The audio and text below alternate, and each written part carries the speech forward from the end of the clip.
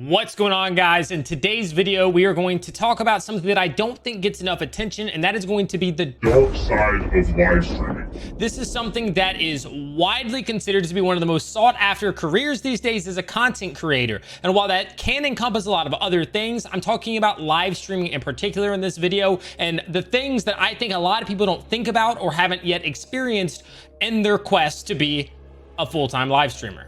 If you have experienced any of the things I'm going to talk about in this video, do let me know down in the comments below. If you've experienced something different, let me know about that too. So one of the first things, and some of you are probably very aware of this, is it's hard.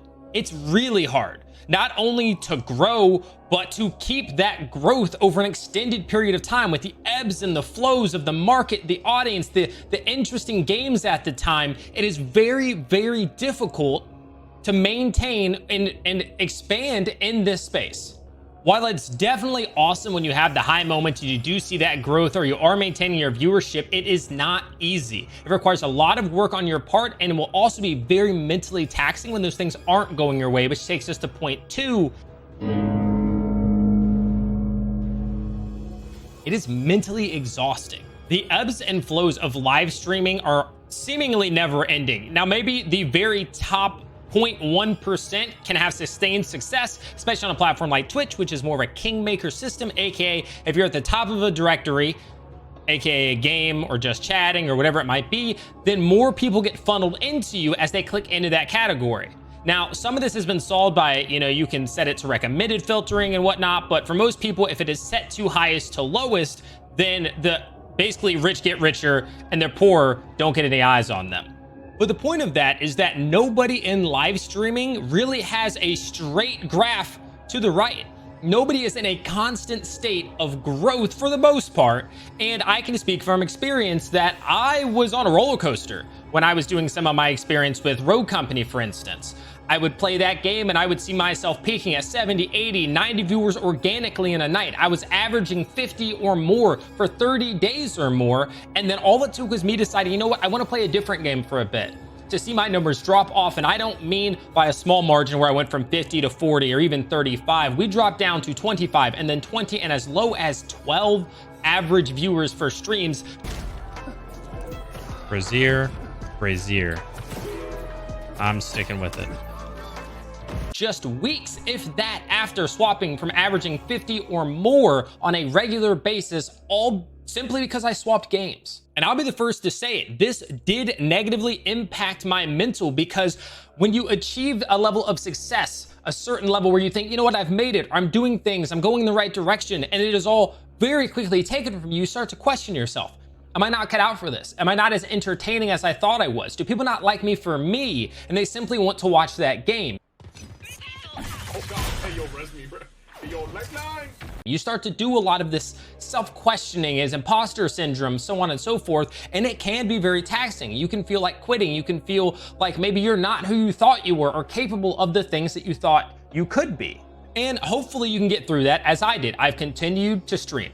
I've swapped games yet again. I went back to Rogue for a bit.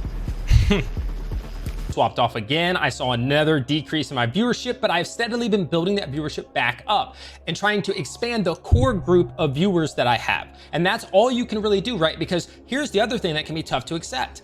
You cannot control your audience. You cannot control the market. You can choose to follow the market the best you can. You can choose to adjust the games that you want to play, so on and so forth. But one of the benefits, one of the main reasons people want to be live streamers full-time or content creators is because they want to do something they love and earn money from doing it.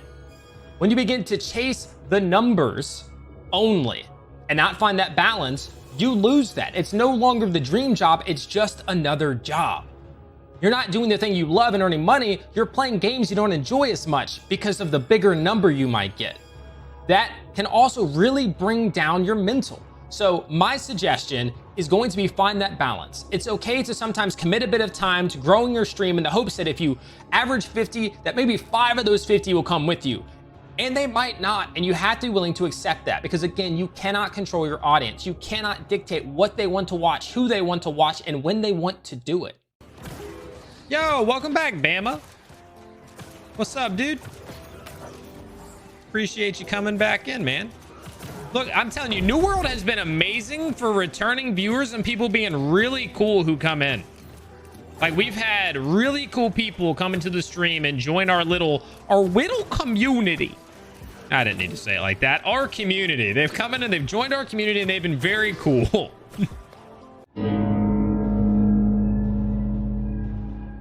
And now we're going to talk about money, actually being able to do it full time. Now, this is definitely dependent on you and your situation. Do you live at home? Do you have a lot of bills? Are you sharing an apartment or a house with a lot of other people to keep your overhead down? Well, then you might be able to go full time at a different time than somebody else. I, for instance, would need to have an income of over $3,000 a month from live streaming for me to feel even comfortable doing it full time. Now, people are different. I live in a studio apartment that I pay $1,200 a month for. I have other expenses. And of course, I want to be able to have a little bit of spending money. So that's the situation I'm in. It could be different for you, but regardless, it's not easy. I think something that is often overlooked is that a high subscriber count, and by this I mean 100, 200, 300, is really not much money. Consider this. You get 100 subs. Of that, $5 per that, there's 500 out there, right? Well, you get 250 of that. But wait, you don't. You actually need to pay taxes on that. Now, as a self-employed contractor, which is what you're going to do with your 1099, you should be putting away somewhere between 25 and 30% of that 250. So you're looking at somewhere between 50 to like $100 of that you should be putting away. You should not be taking with you in case you need to pay that to the government in taxes. And those ebbs and flows aren't vacant here. It's not just your viewership. Oftentimes, you may have a great month of streaming where somebody decided to be very kind and maybe donate $100, $200. You can't depend on that every month.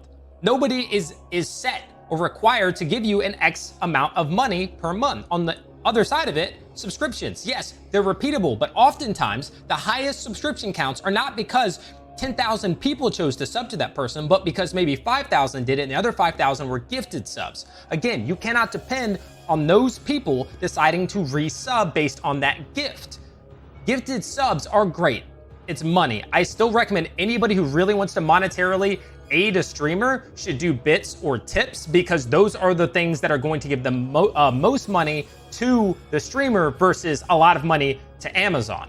With that said, it's not dependable. That is one of the biggest stressors to live streamers. And this goes all the way up to even some larger size streamers might have several hundred viewers at a time, is that the ebbs and flows from month to month, the ups and downs are tremendous. I mean, Big E, for instance, who is somebody who now streams on YouTube, does YouTube content, spoke in a recent video about how his best month on Twitch, he had $7,000 in earnings. And the next month, he was down to like 2,500. Again, 2,500, that's a great amount of money to earn from live streaming. However, those are the ebbs and flows. Now, what happens if it's 5,000 and goes down to 1,000? Can you pay your bills? Can you cover all of your expenses? And these are things that you suffer through as a streamer and you have to stress about, which is why so many streamers don't take time off. And that's what we're gonna talk about now, is that time commitment. A lot of streamers feel that if they're not live, they're losing money. And in a way they are, because unlike a YouTube video that stays up, it's evergreen, it can potentially keep getting views and views and views. When you're gone, you could be completely disconnected from the internet and that video could still be earning you money. Whereas when it comes to Twitch, when you're not live, you're not gaining subs most likely, you're not getting bits, you're not getting tips, and your videos are not monetized any longer, right? So there might be ads or something get played, but nobody goes back and watches VODs really on Twitch, at least not nearly as much as you might on YouTube. The point being that you feel like you have to be live all the time. Now, I do think there is a slight move in a different direction currently with a lot of people giving advice, such as what I'm going to give you now, and that is take some of the time that you'd be streaming and do things for other platforms like YouTube or TikTok, wherever you decide you want to put some energy and try to grow. I could be streaming right now. I normally start my stream at Twitch at about 6 o'clock Eastern. It's almost 6:30 now, but I decided, you know what? I stream most days of the week. I got in an earlier stream out at Starbucks, and so I'm going to take this time to make sure I get this video done, because this could not only help me grow by marketing, but will also potentially continue to bring in money well past the time that I record it and post it. So that is my suggestion for this, but it is something that a lot of people struggle with, is that they start to give up plans and they start to make excuses for why they need to stream, and they put in more time And they feel like they can't not do that for fear of losing their viewers to somebody who is live, or maybe missing out on the chance to pay their bills this month because they need to be live so that people can subscribe to them and not use their Prime elsewhere. There's a lot of stress when it comes to, should I be live? How many hours do I need to stream? You feel like you have to do it all the time. I've fallen into that. I've given up plans. I've changed things around so I could go live instead of going out to hang out with friends. And I regret those things, and I would not recommend them for anyone. And I don't say any of this to be discouraging. I say it because I think it's important to know that this is not a linear process. There will be lows, highs, everything in between, and I want you to have the mental fortitude or the know-how to get through those moments, to not question yourself too much, to know what's coming and be able to adjust accordingly to get through it. These are things that I wish I knew coming in, that it's not always your fault, although a lot of it does fall on the creator. Sometimes it's just the way it goes. Not every streamer that is now massively successful was on a straight path to that. Some of them probably thought about quitting multiple times because their stream fell off. Or maybe a longtime viewer decided they didn't want to watch anymore, and sometimes you take that personally. But the point is, know this going in and have a plan in place to be able to get through it. To have the mental strength to know this is going to happen to me, I'm prepared for it, and I'll be able to come out the other side and improve my content and continue to grow or maintain the audience that I have. If this was helpful at all, please let me know down in the comments below. Happy to hear your thoughts as well. And as always, give this video a thumbs up, subscribe to the channel, and you can always find me live on Twitch at twitch.tv/heartbreaker_TV most nights from 6 p.m. Eastern to 11 p.m. Eastern. Thank you again, and I'll see you in the next one.